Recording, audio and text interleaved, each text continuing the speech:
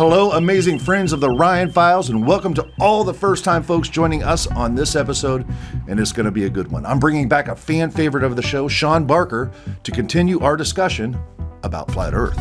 Now, to those new to the show, we are not interested in spouting off the accepted narrative on topics. Rather, we actually take a look at the facts, the science, and the Bible to lead us in a direction, whatever direction the data takes us. Because in the end, neither Sean or myself really know if the Earth is a sphere, a geoid, flat, or perhaps even something else altogether.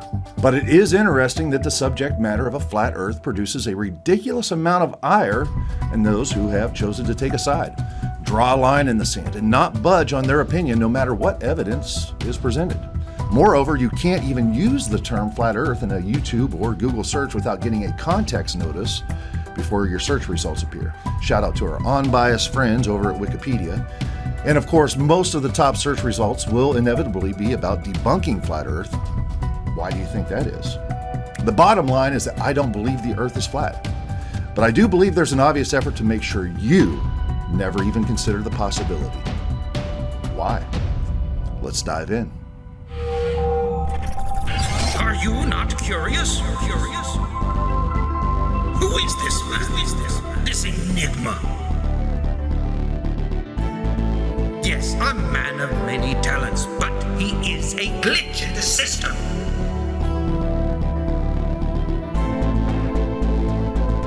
He spends his nights scouring texts for traces of lost knowledge.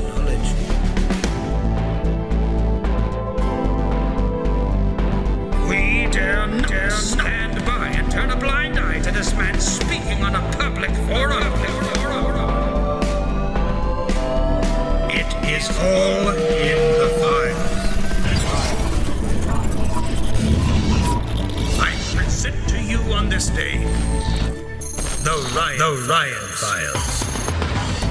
Hello, beautiful people. Thank you for joining myself and special guest today, Mr. Sean Barker at the Ryan Files. We're very excited. Man, thanks for coming on again. Looking forward to it, man. I'm glad to be back. I'm looking forward to continuing conversation that we left off with last episode. Yeah, man, and it's kind of funny. So the point of us taking a little bit of a break and coming back was just to kind of get our heads wrapped around all this, kind of get some research done, exactly, and whatnot. How you feel? Good, man. What I looked at is, if you're asking about how I feel about the topic, I still haven't changed my view of it. Your view is that the Earth is not flat. Okay. I don't think, like I said before, I don't think everything we know about it is correct. I don't think everything NASA said about it is correct, but right. I don't believe it's a flat plane. Okay, very good. I'm kind of probably the same. Kind of the same. You know, it's interesting to me because, like, I understand why people get upset about this topic, but man, the level that they get upset at is ridiculous. Crazy. Okay? And there's obviously something there, something intrinsically crazy that allows people to elevate to that level. We're talking about something that, I mean, in my opinion, you know, if you think the Earth is round, great, and if someone thinks it's flat, I mean, you know, you're an idiot. Sorry about it. You know what I mean? Instead of like just fights. We just saw recently two pastors. Yeah, Pastor Greg Locke, who is a Round Earth and Biblical View, and I forget the Gene other. Odell. Yeah. Who is a Flat Earth pastor. Right. Had a debate. Right. Recently, like 2 or 3 weeks ago. And it ended up in a full-on, one of the pastors having the other pastor literally thrown off the stage, microphone shut off, and kicked him out of the debate.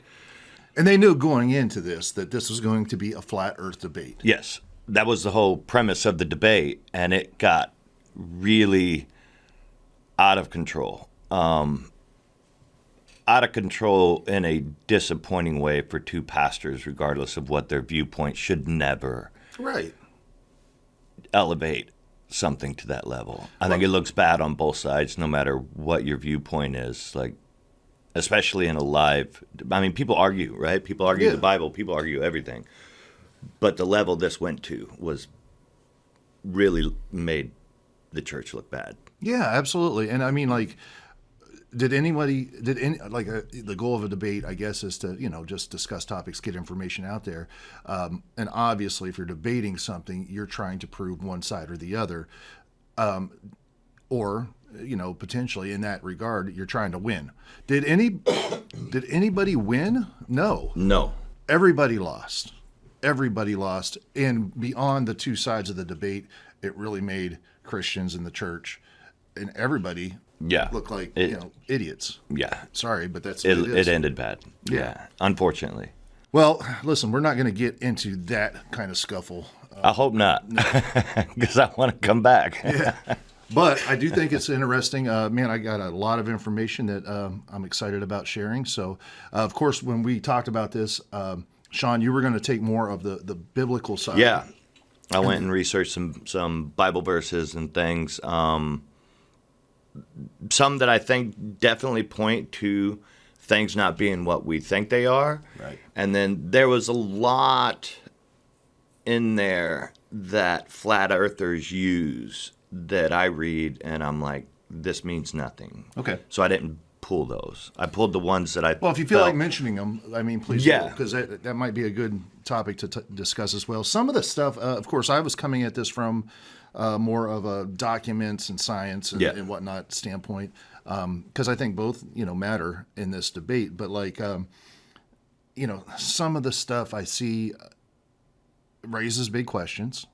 And I think you're right. I think that there's definitely some questions that are raised, and maybe the status quo line that we are led to believe isn't quite the truth. You know what I mean?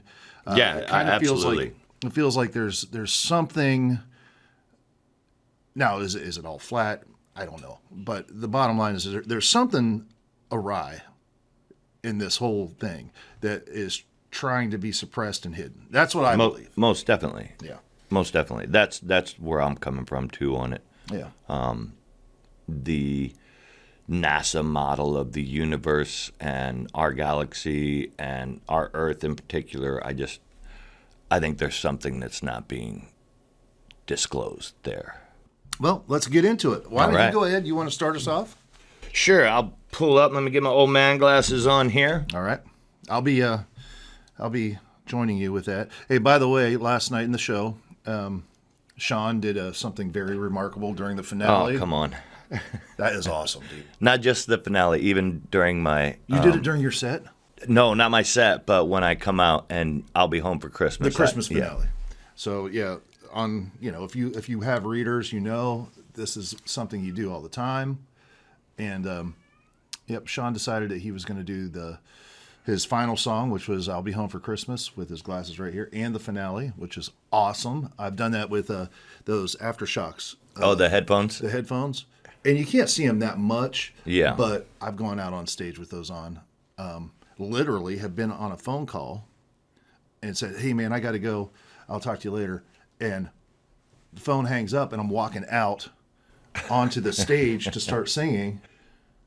And I still have them on. I mean, it's just so natural. Like, they feel you don't even know they're there. Yeah, I didn't even realize till the show was over, and I was actually changing out of the full Johnny Cash costume awesome. with my reading glasses. Long black coat, tuxedo awesome. shirt, old man glasses hanging off the front. Looked great. That's what we are. Great. That's yeah. Hey, we embrace it. Yeah, I do. I have no problem with it. But I went through the Bible, some of them that I already knew. I also kind of researched what some of the flat earth people are looking at. There are a few that I believe point to something. A lot of them come from the book of Job. Okay. Is one of the big ones. And the biggest one will hit, but Job 38:4 reads, and God is speaking with Job, and he asks him, where were you when I laid the foundations of the earth? Now, something that sits on a foundation is not spinning through the air, either on an axis or, as people say, our galaxy isn't, like the earth isn't just spinning and the planets around the sun, But they're trying to tell us that our galaxy is literally shooting through is moving like a corkscrew out into the universe at, I think, like 60,000 miles an hour or something like that. Yes. That don't sound like a foundation. That sounds like chaos to me. Yeah, if you, well, here we got one right there. Just take a look at this. The way that the Earth is spinning around the sun, it's rotating and then spinning around the sun and spinning around, our galaxy. And this is kind of all the motion that's happening. And man, you start looking at this and you realize there's a lot of movement here. Yeah. And we don't feel any of it. Or see any of it. Yeah. Yeah, maybe it's just my lack of scientific knowledge. It seems to me like if we were spinning and shooting through the galaxy that fast, why isn't it ever picked up on telescopes? Why don't the Hubble find new things? Because if we're shooting through the galaxy that fast, there should be new stars and solar systems coming into view as we travel 60,000 miles through the universe. Yeah. I mean, an hour, 60,000 miles an hour. But it doesn't. Every time you look through the Hubble, you're still seeing the same universe from the same perspective. It doesn't change. Yeah. I understand the stars we see are within our galaxy, and it's all supposed to be moving together at the same speed. So I get that. But some of the stuff that we're looking at is outside of our galaxy. A lot of what we look at is outside of our galaxy, other galaxies, obviously. I think that in that equation too, though, you got to give an allowance for how massive everything is. Right. According to what science tells us. Whether or not that's true, I don't know. But you're talking about massive things. So, like I can have a basketball, okay, right now sitting on this desk, and I can throw it to you at 10 miles an hour. It's going to seem really fast because of the distance is so short. But we can be on a basketball court and you can be on the other side and I can throw it at 10 miles an hour and it'll take forever to get to you. You know what I mean? Yeah. So, there is that scale. The perspective of it. Yeah. Just like when you're in a plane flying, it don't seem like you're doing hundreds of miles an hour when you look down. Exactly. The Earth seems like it's passing quite slowly. Exactly. But actually everything's moving very fast. But it seems like over the course of time that we've had the Hubble moving at 60,000 miles an hour within 20, 30 years. Even if a galaxy that you could see here would eventually maybe be here, but it doesn't seem, Well, there's certainly one thing about it is if you've ever taken a telescope, okay, and you've tried to, at night and it's full moon and you're just trying to get the moon. Oh yeah. Okay, that moon is constantly moving fast. across. It's actually fast. Right. Yeah, I have done that. And so when you think about, okay, that's just a local axis. So, you got the rotation of the Earth and then you have the moon going around the Earth and then Earth and moon going around the sun, according to, what we believe. And then our solar system going through the galaxy, our galaxy going through the universe. Like these are multiple axes that you're talking about when you're talking about looking at another galaxy or looking at whatever. And I mean, yeah. You would have to, and obviously the further something away is, the less adjustment you have to make. But if it's up close, like the moon, that's why it moves so fast. But even if it's moving just very, infinitesimally, I think that you're right. You would see it. You'd have multiple axes that you'd have to adjust for. And yeah, that's interesting. Like you can pull Saturn up in a telescope. Yeah. A pretty basic store-bought Walmart telescope. Right. And you can view it. You can view it with its rings, and it moves slower than trying to capture the moon. Right. But it will move within that moment. Yeah. You will have to adjust to follow it. All right. So, like, if everything's blowing out and moving out, it seems like distances and things would change. Yeah. But it don't seem to. So that's odd to me. That's one of the things that seems odd, especially when the Bible says that, in multiple times it says this, that the earth was laid on a foundation, and Psalms also, 104, verse 5. He set the earth on its foundation, and it can never be moved.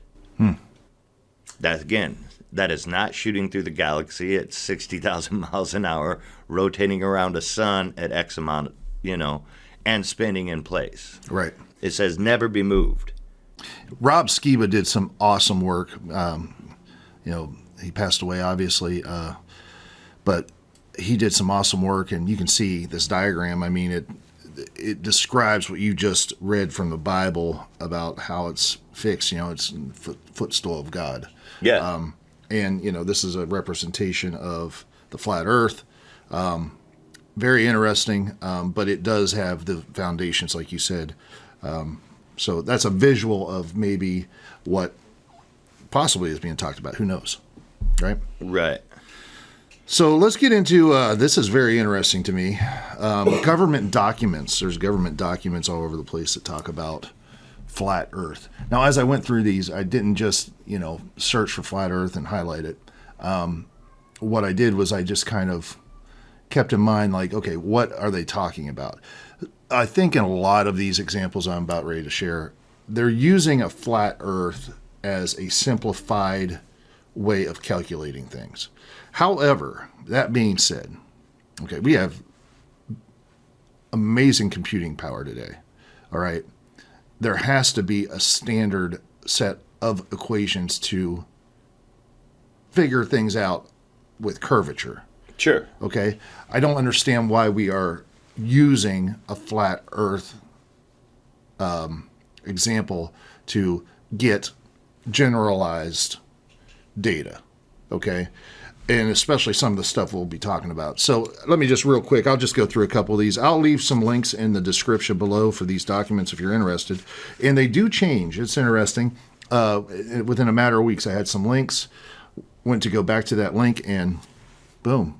The document has, well, I'm sure it's somewhere, but they move them around. So, like, you can't just get your hands on this stuff. You have to. You got to search. Yeah.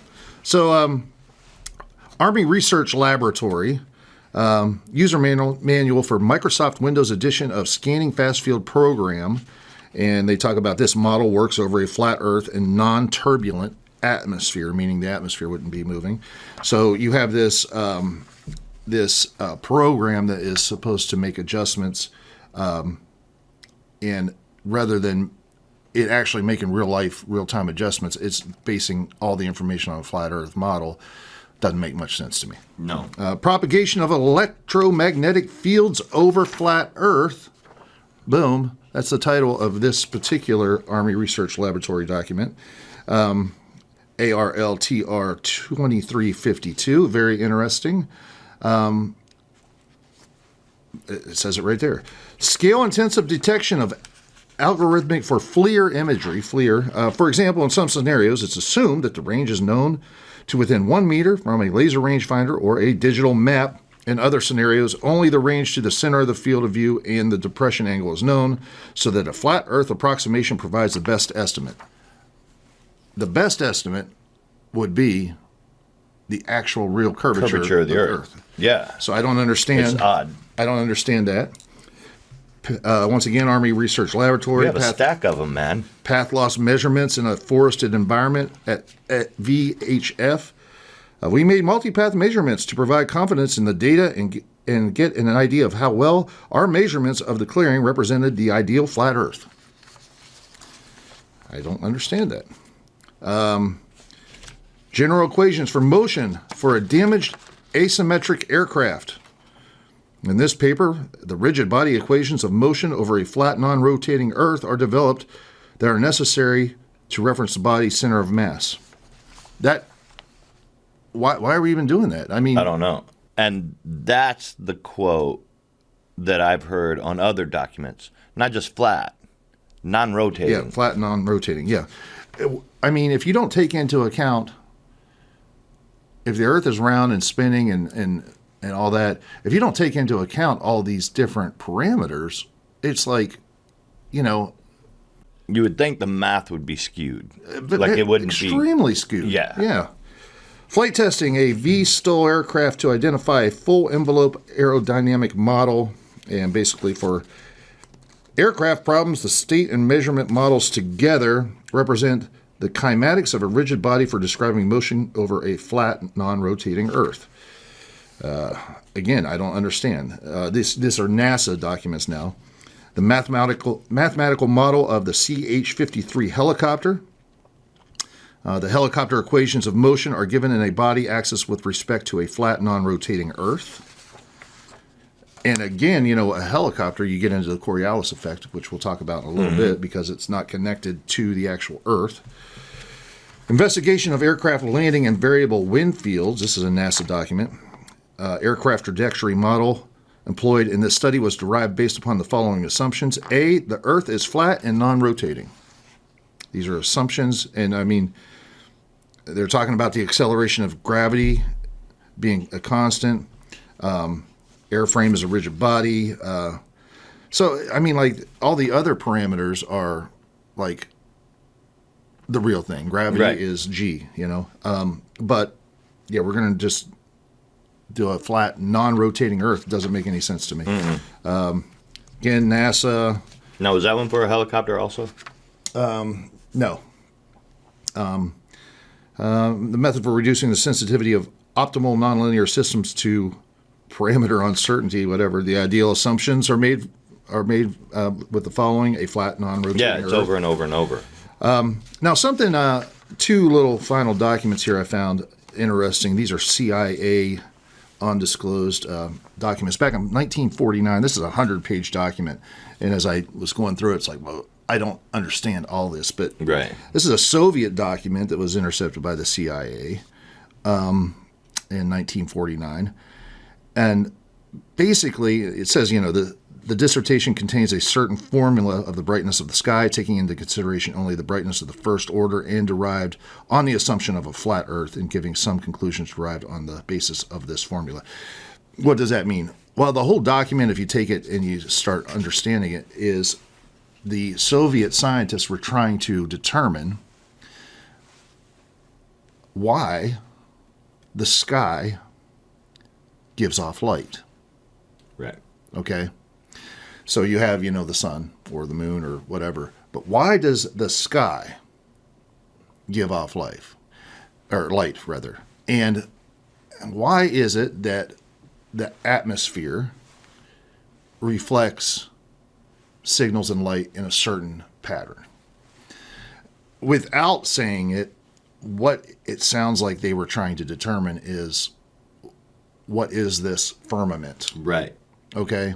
And why are we seeing that it is glowing and reflecting and refracting light in this way? Right.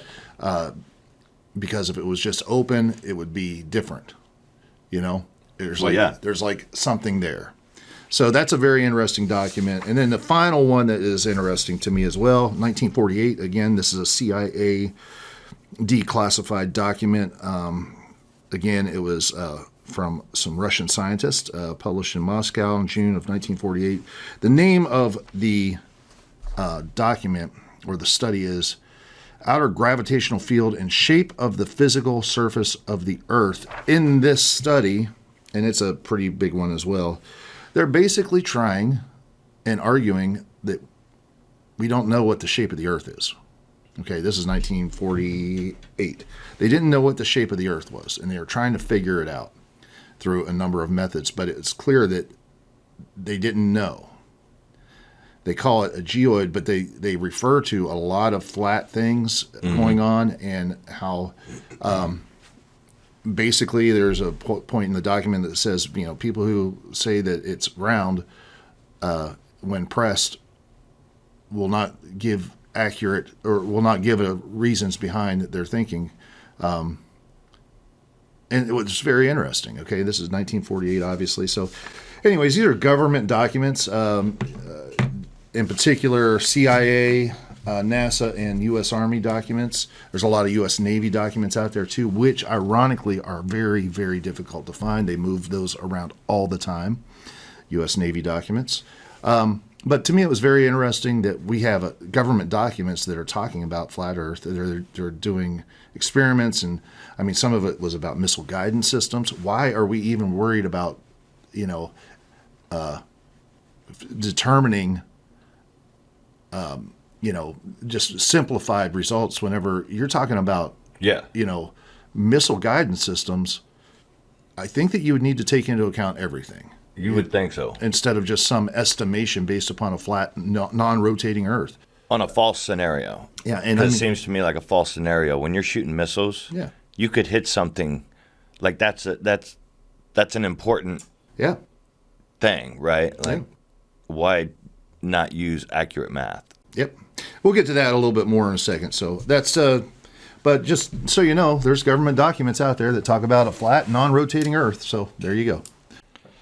And yeah, biblically, there is a lot. I thought one is Isaiah 40:22, and it says, talking about God, that He sitteth upon the circle of the earth, and its inhabitants thereof are as grasshoppers. That stretched out the heavens as a curtain. Now, people say circle means that it's flat. Some people argue that it means that it's spherical, because any direction you look at a sphere, it looks like a circle.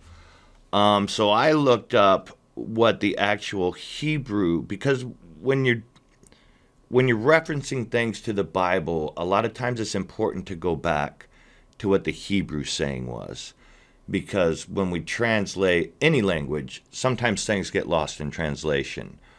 And the Hebrew word was the one I was just trying to look up the pronunciation, because I don't speak Hebrew, but it's Khug, and it's kug is what I think is it's pronounced. Okay. And that has multiple meanings.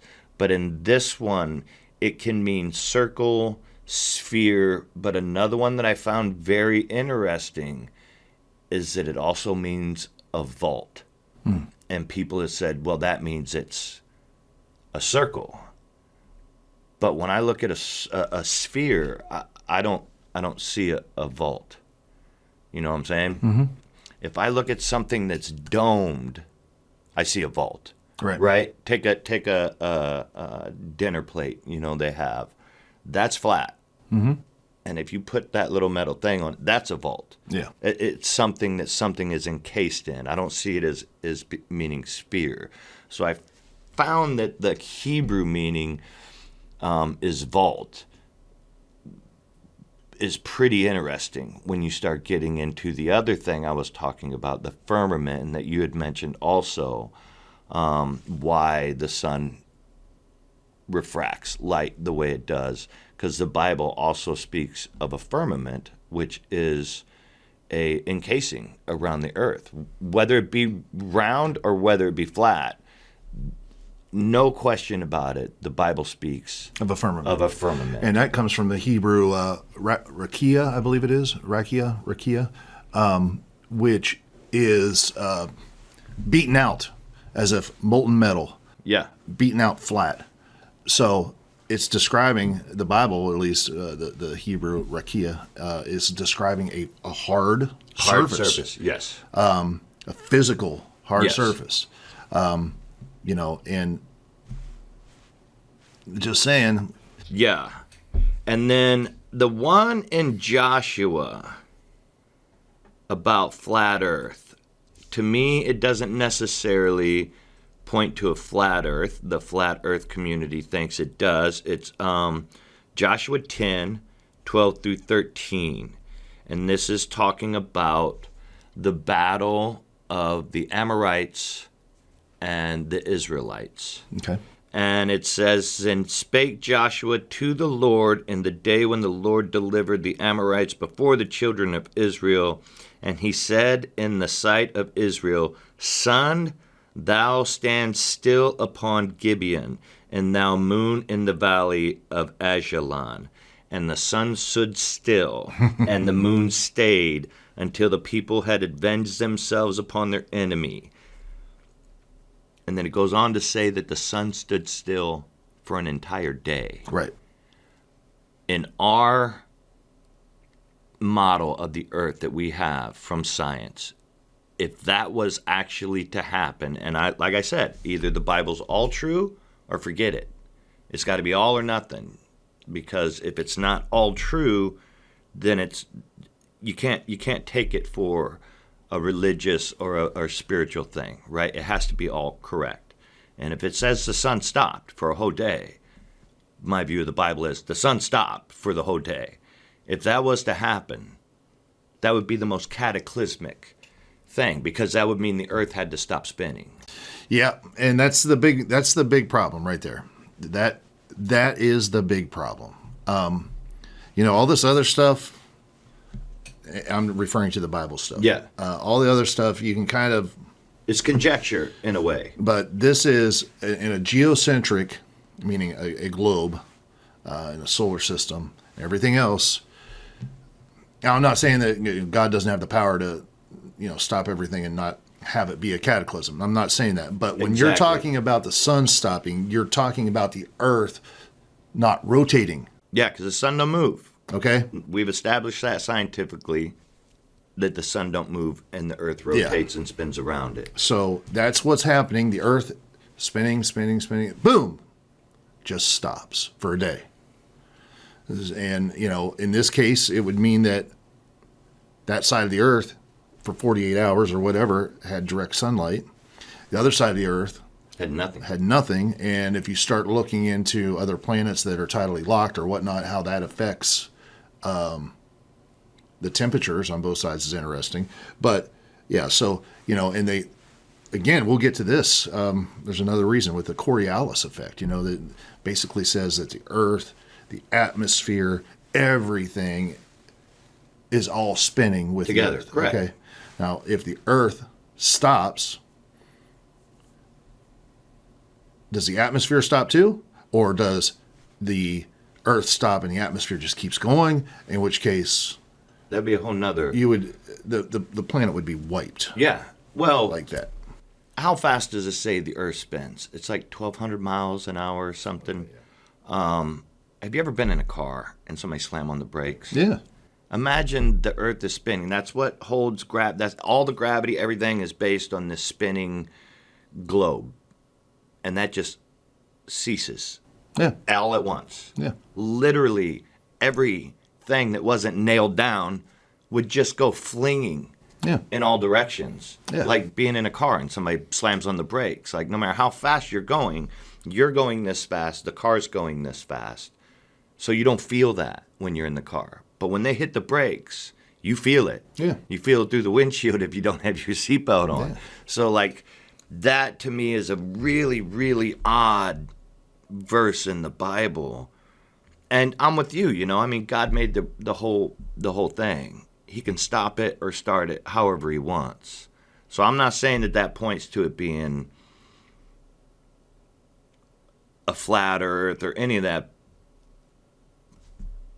But it does say that the sun stopped in the sky for the whole day. Yeah. So, and that's the other thing, it says the sun stopped. And the moon. Yeah, right. So from that, no matter what side of this argument you're on, flat earth or round earth, the Bible's saying that the earth, or not the earth, I'm sorry, the Bible does say that the sun and moon move. We know the moon moves, but we're told that the sun is stationary in the solar system. The fact that it's saying, no, it moves.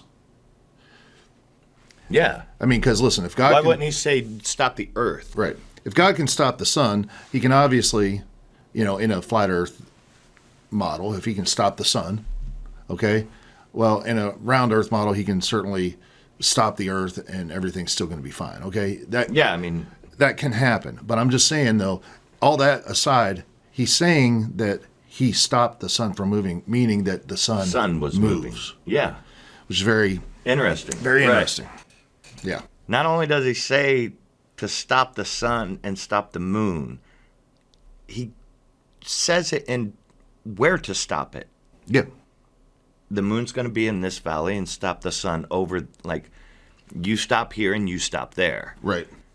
Like, it's pretty crazy, man. That's a pretty crazy verse. And then the last one in Job, I'm going to do one more in Job, that I think I mentioned it the other day when we were here, and that's the one that says the earth is formed as clay to the seal. What is that, Job? Job 38:14. Okay.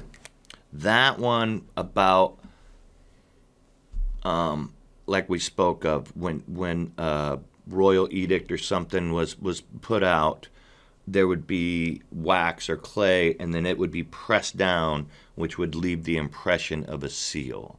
That very much looks like the flat Earth model. They even make now a stamp of the map that you can push that, and you get all the continents, and then the ridge line of the so-called ice wall that circles it. That one also is very, very interesting. Yeah. Yeah. Yeah. I mean, what do you say? Right? Yeah. And when I was reading that, I don't know if I mentioned this to you when we were at work, but something else came to me that could reference. If you had the royal seal on something, right? That was an edict, that was an order, that seal gave you, when you spoke with the authority of the king. So I kind of was like, well, what if they're talking about the earth was formed like clay under the seal, meaning that the earth was formed the same way a royal edict is formed, and the clay of the seal that's the king's word. So could it mean that the earth was formed by a word from the king? The king of the universe is God, and God spoke it into existence. He didn't use his hands. He just said. So I was like, that's kind of, could maybe point to it being the earth was formed by God's word, and the word was under the seal, because that's how royal things were identified. So it could be going back to Genesis where God said. And then then it makes, then you can get into a whole realm of other things, how like, this is my seal is on this place. And then, in Genesis, of course, he gives dominion over this to Adam, to man. They screw it up in the garden. Okay. And ever since, it's been this battle of the devil trying to take dominion, even though God gave dominion to man over the earth. So it's interesting. And because God, this is mine, I give it to man, and the devil just is trying to take it. Yeah. Interesting. Constantly. Yeah. That's been the constant battle from day one on. It hasn't changed. Right. Timothy Alberino's book, I don't necessarily agree with everything in there, but it is very interesting and a very wider look at this topic of birth rate. Very interesting. If you get a chance, you should probably check that out. So definitely, it's a cool book. It's a great book, and there's a lot of things in it that I'm just like, wow, man, this cat's on it, And me and him differ in other opinions, but the battle lines being drawn and where they were drawn and how they've continued on throughout the history of the planet are dead on to me. Yep. So, a lot of what we talked about just in your examples and the things I brought up earlier, something very interesting is the Coriolis effect. Okay. Right. Coriolis effect, of course, it has to do with bodies that are not. So if you're attached to the Earth, you're moving with the Earth and the atmosphere. But if you're not attached to the Earth, as in like a bullet flying, or a helicopter, or a plane, or a missile, or whatnot, the Coriolis effect allegedly comes into effect because you're not connected to the Earth, and the Earth and its atmosphere are moving. So eventually, because you're not connected, the spin of the Earth will affect the motion of whatever. We don't see it in very small spaces, such as if you're in a car and you throw a ball up in the air, you can catch it. The ball doesn't just go whew. No. Okay. These are part of the Coriolis effect. Now, of course, when you're looking at firing a bullet, it's not touching the ground, so it's not, connected. And over time, the Coriolis effect will take effect. Yeah. And there's, you hear a lot of stuff, Hollywood stuff, like snipers, for example, have to take into account for the Coriolis effect. Interesting document from a Marine sniper. And he says, emphatically, I challenge anyone to say the Earth is spinning and to provide your own experimentation and documentation of your results by testing.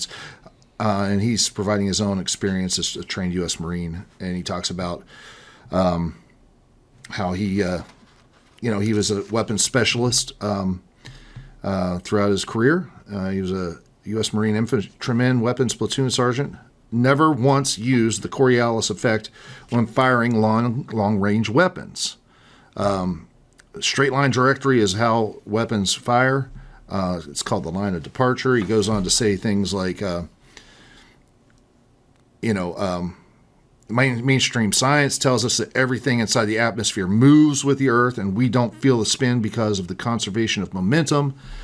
And how is it that everything moves with the Earth except bullets, is what he's saying. And airplanes, hot air balloons, gliders, other flying systems do not account for the alleged spin of the Earth. So why would a speeding bullet at 1,700 miles an hour need to account for it?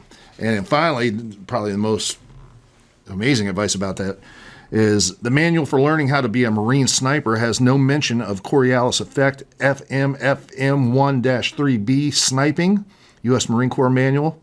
The 1984 marksman training explains effect of the path of the bullet, elevation, weather, wind, a still or moving target, range, the height of the sniper and the target, and the terrain or atmosphere and the light conditions. That's all that is discussed, not the Coriolis effect. No. And again, back to what I was saying about the NASA documents with missile guidance systems. Missiles, once again, a projectile, no different really than a bullet, same thing. You would assume that if the Coriolis effect was real, they would have to take account for that. Even more reason to not go with, a flat, non-rotating Earth example. So if there's no Coriolis effect, that means that a flat, non-rotating Earth example would be a way to figure out your equations and whatnot. So it's just interesting. That was when I was in the military. That was my job. Right. I fired missiles. Okay. And I don't remember ever punching any kind of equations for that into our launching computer. Okay. Ever. And we fired big. Like it was big. Yeah. Like ATACMS, long range missiles. What might have been programmed in it ahead of time, because we got our launch orders from. So let me ask you this. In your scenario, you get a launch order and it's go time, like right now. You gotta what's the time? We would be pretty quick. Like we would already be sitting on a firing position usually if we were going to fire. So it was a matter of just pulling out onto our firing position. We would have a coordinates of where we needed to have that sitting. Mm-hmm. And, I fired the M13 rocket launcher, which is a tank-style vehicle. Everybody's seen them. The box lifts up on the back and it turns. And it fires, depending on what kind of missile you have. If you're firing the big ATACMS, you have to fire over the cab because we're talking about missiles that are so powerful that if you turned it, you would have flipped the entire tank. So they would give you a coordinates that you had to have that parked at, and then it was fast, man. It was within seconds, right? Like it had to be under a minute. And this was in 1992. Okay, 92. So some of these documents are from the 2000s. Yeah. If it's that quick in 92, it's faster. Why are the equations not? Why are we even messing with a flat Earth? Yeah, you would think that non-rotating Earth just to do it quickly. Apparently, you can do it quickly in a real life scenario, that would account for the Coriolis Right. effect, which is part of what they're having to deal with too. Yeah. I don't understand why any calculations, even if they're just like scrubbed just for approximation, why? I mean, we have these massive computers that could do it like this, Yeah. Like what are we even doing? Never was brought up to us in my schooling. Oh, the Coriolis effect. When a plane takes off, if we're like, say, a plane's flying north to south, we're spinning this way. That plane is being thrown this way by the spin of the Earth when it takes off. But just like the boosters of a rocket or the gunpowder from a bullet that puts it in a straight line, it's going to continue in that straight line. But the force of that powder wears off, and eventually that thing starts to fall. The force of the inertia of the spinning Earth is so a plane takes off, it's going, they're saying it's going. But once it leaves the ground, that's also going to wear off eventually. Well, you would think. And the Earth would start spinning under it. Right. You would think, but that's not what. But they don't take that into effect in any kind of way. Right. That's what I'm saying. Yeah. So it's like bizarre. Very bizarre. Yeah. Because you would think that would throw things off logistically, not only the target in an X way, in an X factor. Like you would have this projection and the projection of the spinning Earth that would both eventually be right. off. And I mean, if whatever 12,000 miles an hour the Earth is spinning, literally you'd come to a point where you would have to be flying 12,000 miles an hour, to your right, or whatever, to compensate. And pilots never compensate For the spin of the Earth alone, just to be going straight. And they never compensate for it. So, I'm just saying, it's a little weird. Anyway, two things real quick. Operation Dominic in 1962, was, keep in mind, this is like, you had the 40s where things started coming around with World War II and everything, and nuclear weapons and whatnot. And then boom, 1962, obviously space races, and all that.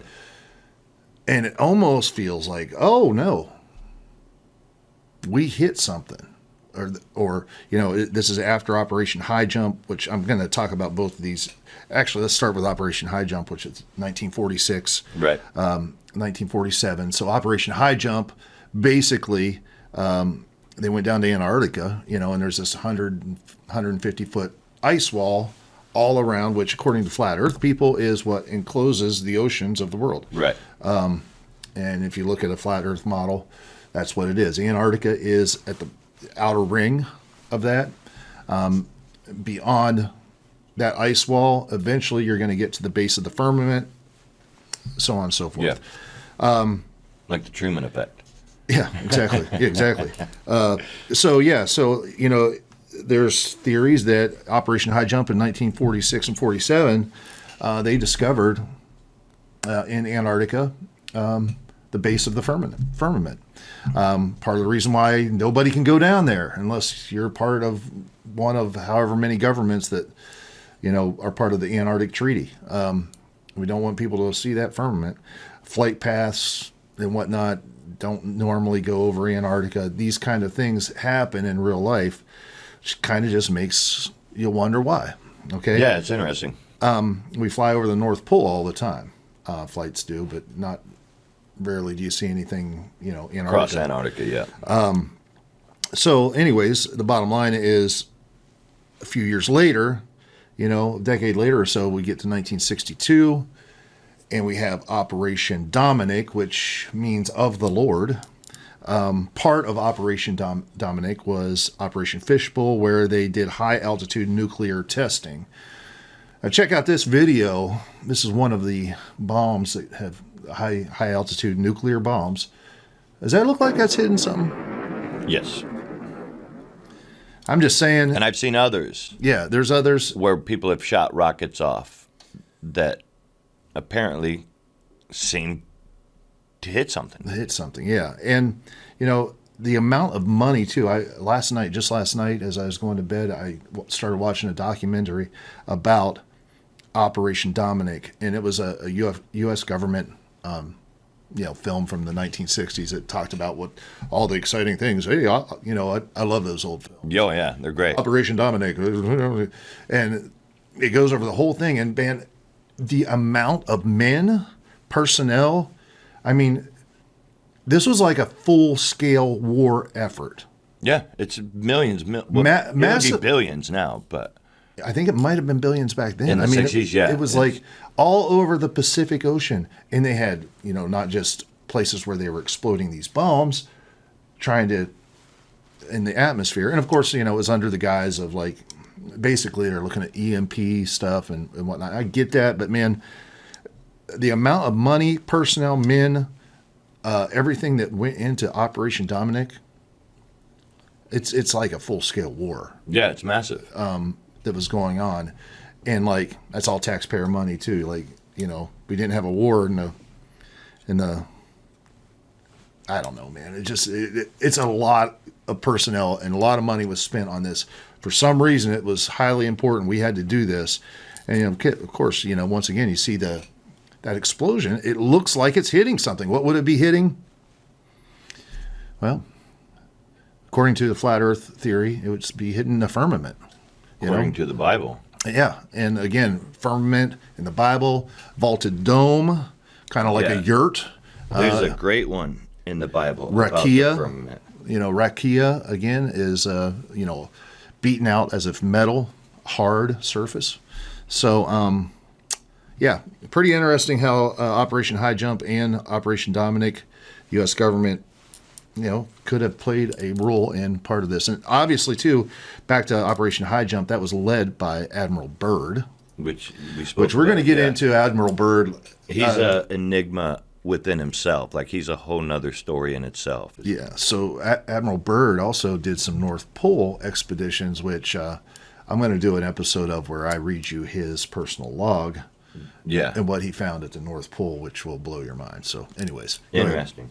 Yeah, again, in Job, when God is speaking with Job about all the, creations of the earth, which on another subject, there's a verse in Job that definitely points to dinosaurs. Oh, yeah. Because people are always like, why isn't there dinosaurs in the Bible? There is. You just have to know where to look. The behemoth. Yeah, and it's basically the description of it is very much like what a brontosaurus would have been. I mean, it's obviously pointing at. It's not an elephant. Right. It's a dinosaur. Right. But when he's talking to him about the creation of the earth, Job 37:18 says, "Hast thou with him spread out the sky, which is strong, and as a molten looking glass." There you go. And again, this is something about the firmament that's over and over and over in the Bible, especially in Genesis, when they're talking about creation. And God said, "Let there be a firmament in the midst of the waters, and let it divide the waters from the waters," which is an interesting thing. Yeah. The waters from above to the waters below, and let the firmament be called heaven. And if there is a glass dome that separates us from a body of water, that would definitely explain what the Russians were looking for, of why doesn't the sun just shine? Like, you turn the lights out in this room and you shine a flashlight. You can see the light. You can heat something up. But the whole room doesn't glow blue from it. Right. The whole sky glows blue from the light of the sun. It's refracting off of something. And I know people say it's the moisture in the air and things like that, and I get that. But it seems to be more than that to me. That's why I'm saying I don't believe everything we're being told. I think there's way more to the earth and to our atmosphere and to the firmament than what we're being told. Yeah. I don't believe it's flat necessarily. But I think it's more than what we're being told. And there's document after document after document. And things like this Dominic Operation Fishbowl and High Jump, that says, that's pointing to something more than what we've been told about the earth. Well, listen, the biggest thing that always comes up, okay? The biggest thing that comes up, and I just love how again, this cocky, arrogant attitude that comes from people that do this. They're like, you're such a tool. Like, look at the pictures of the Earth. Hello. Yeah. The Earth is a globe. Yeah. So, NASA takes pictures of the Earth, allegedly. And in 1978, they took this picture. All right. That's a picture of the Earth from... Yes. All right. And then in 2012, they took another picture of the Earth. And here's that one. Yeah, what happened here, right? Like, I've seen these things before. So, yeah, like... and this is the problem. Absolute impossibility. It's not... And obviously, you know, I'm not going to be super, like, dramatic about this. Obviously, it's not... the same thing, because neither one of those pictures, they're composite pictures. They're doctored, they're whatever. Okay. And NASA is known to do this. They literally have people that, I mean, there's been documentaries about this. Hey, I work for NASA. I doctor up all the photos to make them look good. And they make them look good so that the public will be more interested and give money into research. I mean, they have these pictures of galaxies that, if you look down in the corner, it says artist rendition. Yeah. You know. Other planets. Oh, we discovered this other planet, and they'll have this picture of the surface of the planet, and it's not a photo. No. Okay. It's information that's been brought through a satellite and a telescope, and then they have people who interpret that and punch it into a computer and create a computer-generated idea of what this information is. I mean, obviously, from that second picture, which would be completely and totally impossible. The globe won't even fit on that. Right. That's impossible.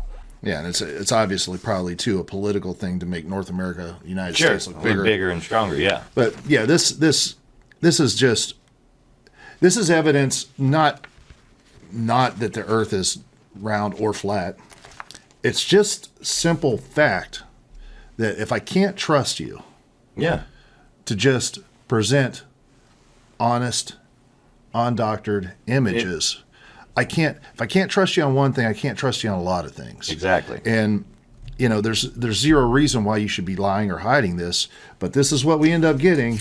We end up getting two pictures of the Earth that are not. Yeah, like, are you going to put that on? Okay, so you'll be able to see the difference of, like, this one in the camera. You can't really see that that's North America and Mexico going down into South America.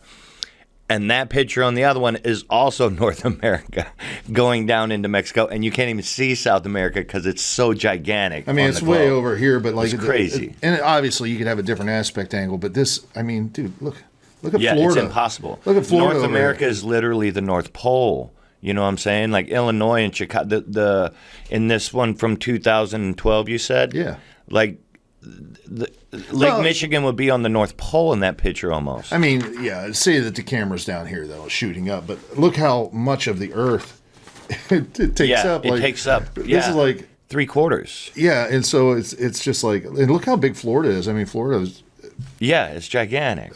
Good for Ron DeSantis. Yeah. Anyway, I mean, so. And that's my take with the Bible. The same thing.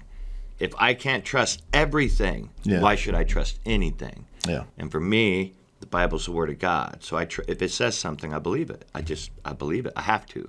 Well, there's some pretty compelling facts it's no you brought up. Than NASA. There's some pretty compelling facts that you brought up about the Bible. I mean, especially with the sun and the moon stopping. That's the one that really gets me. There's a lot of, you can explain away. Yeah, some of the conjecture and just like I think it's saying, and you know, this is where all of the theological arguments between all the different doctrines and branches of the church, whether it's Catholic or Baptist, there's so much of it that you can say, I think it's saying this, and somebody else can say, I think it's that. When it says that it stopped the sun over this valley and told the moon to stop over this valley, there's no questioning that. Yeah. That's it. Yeah. You know? Yeah, and so, you know, we're left with, and I mean, again, like... And that makes sense if you've seen the flat Earth model with the firmament and the sun and the moon all moving like hands on a clock. Yeah, and there's ways that you can explain seasons. There's ways that you can explain everything in a flat Earth model. The thing that just infuriates me is that, again, if we live on a globe, why are all these efforts? Like, there's here's an example of a Musk rocket that, people will utilize to show, obviously the Earth's curvature is there. But this particular person used software to straighten out the horizon. You can see when the rocket lands that the horizon's curved. Why? Because it's using a fisheye lens. Right. And so he straightens out the horizon when the rocket's landed and reverses it, puts them up in the atmosphere, and all of a sudden, now the atmosphere in the Earth is not curved. Right. Okay, so you can see that, boom, like something's going on. I don't know what it is. I tend to believe that there's more to it than just a round Earth, specifically because of the sun and the moon stopping in the Bible. I don't necessarily buy into the fact that we live on a flat Earth, though. No. Either. And there's a lot of implications to what that would mean, flat Earth. I mean, obviously, if we lived in a flat Earth under a dome, that we're in a terrarium. Correct. It would be a terrarium, Okay. which would make perfect sense, really. And then all of a sudden, guess what? There can't be aliens, No. So there's a lot of things that go into this, and maybe a lot of reasons why, certain entities want us to believe that the Earth is round, and we're just a little speck in this massive universe. Right. But all that being said, I mean, I think it's up to everyone to just look at the information, research it yourself, and come up with your own conclusions. Ultimately, Sean, I just wish you and I could get in, a balloon or a rocket or whatever, and just ourselves go up and be able to just look out and see. If you have $75,000, that opportunity is coming up with a company called Earthview. I don't buy it, and here's why. You can literally, the curvature of the windows that you're looking out, Yeah, things will affect it. you can literally cause there to be a curvature, okay? Just by the windows, Yeah. okay? I mean, you would literally have to just be, out there. What'd they say, 125,000 feet? This new thing they're putting together called Earthview is going to take people up 100, because like a plane's like 30,000, things like that. This is supposed to go up 125,000 feet, which apparently the curvature of the Earth would be readily viewable at 125,000 feet. But you got to be able to pay $75,000 per person to do it, and that limits the amount of people to a very special group of people that would only be able to afford to do that. Right.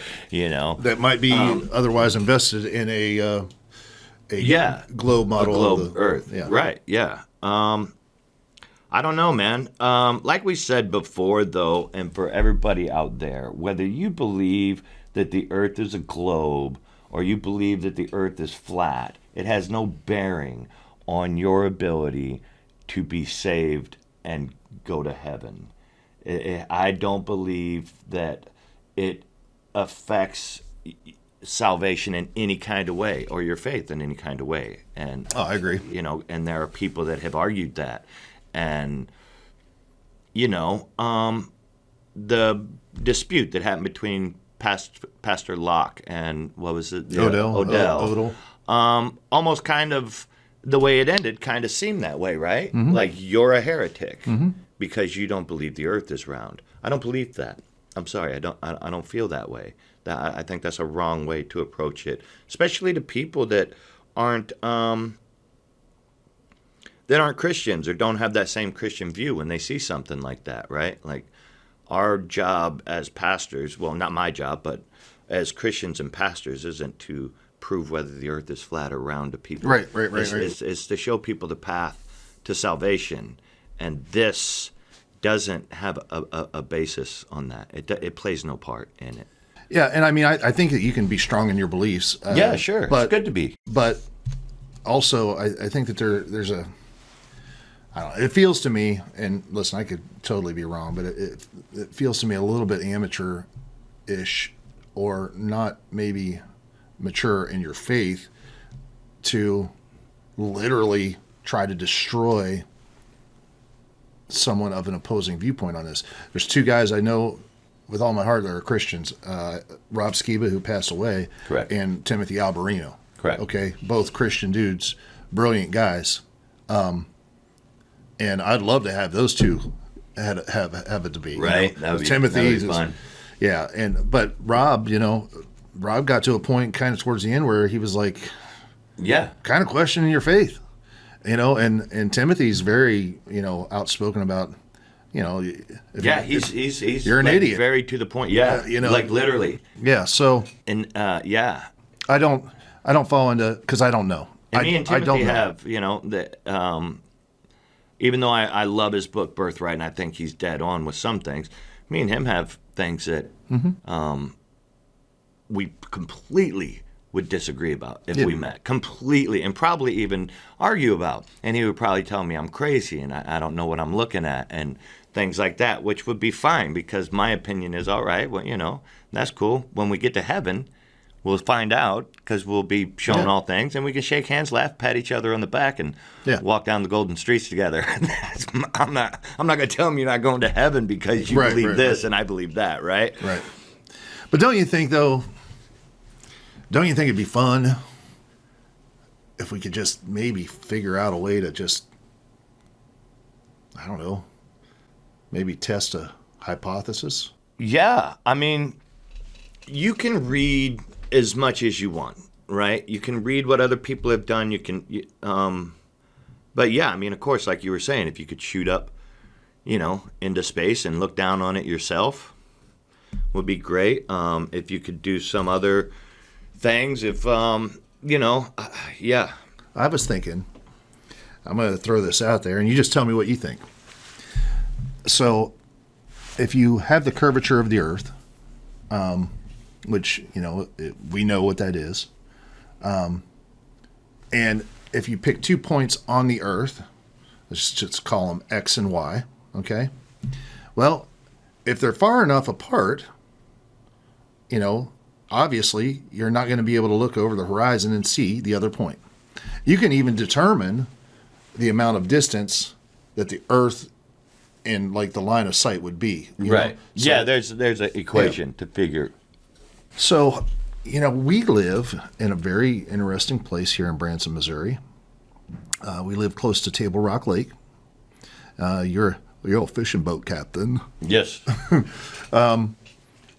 And not now, but, maybe earlier in the spring, I was thinking, what if we took the Ryan Files with Sean Barker out on Lake Taneycomo, or Table Rock or Taneycomo, one of them, whatever. Let's get on Google Earth and figure out, let's find a 10-mile stretch or whatever it is where we should not be able to see each other. One side to the other. One side to the other because of the curvature of the Earth.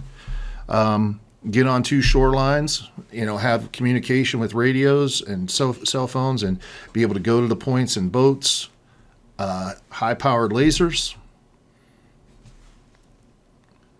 and see what happens. I mean, that seems fun. It seems like, regardless of what happened, it'd be a fun thing to go do. I'm down to do that. We could figure out what the distance is. We'll have to measure the actual distance and use the equation to see how far this point should be from that point, right? Yeah. And it may not even be so far that you can't see each other. No, I think that we'll be able to, on the lake, I think we'll be able to find enough where it's like, okay, it's a big lake. There's 20 or 30 feet, different. Like you should not be able to see and we're talking about cross water too, so it's a flat surface. So, but there's going to be like a 30-foot bulge between us, so we should not be able whatsoever to see each other. I just think that might be a fun experiment to do. We could bring in some of our bros. Yeah, we could bring in Sassanella. I'm down. Maybe Todd, maybe Clint, maybe a couple guys from the theater. Get out on the lake, man. Get out on the lake and just have a little science geeky project. That'd be great. That would be totally cool. I'd be down with that. All right. I think that'd be a lot of fun, and who knows what we'd find out. Yeah. And I'm good with it either way, man. Because like I said, I don't really believe the Earth is flat. I just don't think it's what they're telling us it is. I think there's something completely different. I do believe in a firmament, though. Yeah. I do believe that the Earth is encapsulated in something that we cannot get through. Okay. we'll probably have to hit that later on. We're going to probably Yeah. have some stuff about NASA we'll talk about it down the road. But Let's plan that. Let's plan that experiment. all right, well, I'll tell you what, ladies and gentlemen, coming, I guess, apparently in 2024, we're going to get out on the lake somewhere here. We're going to figure it out, and we'll do a little experiment, and we'll include you in. It'll be a fun episode to shoot, no doubt about Yeah. it. And we hope you enjoy that. But any last words, Sean, for our fine friends out there? Yeah, man, it's great to be back. I'm looking forward to this in the spring and doing this this experiment. Ryan, I've been watching the Ryan Files, and I think you're doing a great job, man. Oh, you're very kind. There's some that you've put out, the Mandela Effect, the Origins of Christmas, that you're on par with any other podcast I've seen. It's entertaining. They're informative, man. I think you're doing a great job, and I think we're going to see big things come from the Ryan Files. I'm looking forward to being along for the ride. I'm loving it, man. I appreciate you, man, Sean, and having you on here has been a blessing. So thank you very much. Appreciate you, brother. All right. Well, I'll tell you what, ladies and gentlemen, we appreciate you tuning in. Thank you so much. Once again, always subscribe and share this with your friends. It means a lot. But I'll tell you what, we got a great 2024 schedule coming out. Got some really exciting things that we're going to be doing on the road in January. So we're going to just keep you up to date on it all. But I appreciate you tuning in, ladies and gentlemen. Once again, Merry Christmas. Yesterday was Christmas, so thank you for tuning in the day after Christmas, and have a great new year. God bless you, friends. We appreciate you. Thank you so much. You have been watching The Ryan Files. The Ryan Files.